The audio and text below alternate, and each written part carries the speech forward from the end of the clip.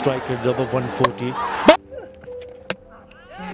একটা গুরুতর বিতর্ক মাথায় নিয়ে দল থেকে বাদ পড়েছিলেন নাসুম আহমেদ। তার গায়ে হাত তুলেছিলেন হেড কোচ চান্দিকা হাথুরু সিংহে। হাথুরু এখনও বাংলাদেশের হেড কোচ।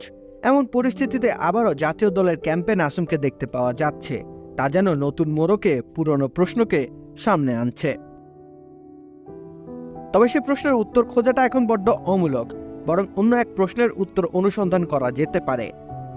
কেন হুট করে আবারও জাতীয় দলের আশেপাশে দেখা যাচ্ছে নাসুমকে?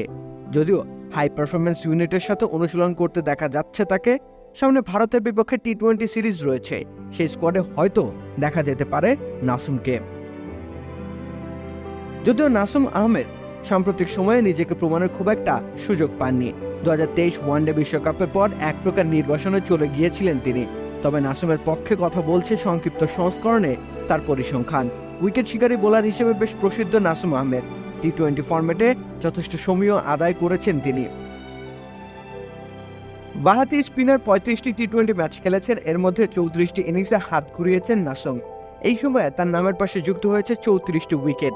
7-এর একটু বেশি ইকোনমি রেটে বোলিং করেছেন তিনি রঙিন পোশাকে, যদিও তার সীমাবদ্ধতা রয়েছে। স্পিন সহায়ক উইকেট না হলে তার বোলিংয়ের ঝলক খুব একটা দেখা মেলে না।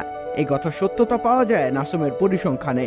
বাংলাদেশের মাটিতে 20 ম্যাচে 22 উইকেট বাগিয়েছেন তিনি। এখানে তার ইকোনমি রেট কাটায় 6, কিন্তু ভিন দেশের কন্ডিশনে উইকেট শিকারে যেন খানিক ভাটা পড়েছে তার।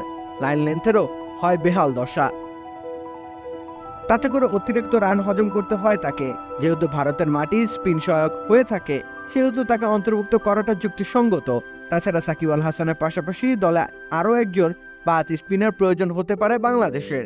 সাদা বলের ক্রিকেটে তাইজুল ইসলাম নিজেকে মেলে ধরবার সুযোগ খুব একটা পাননি।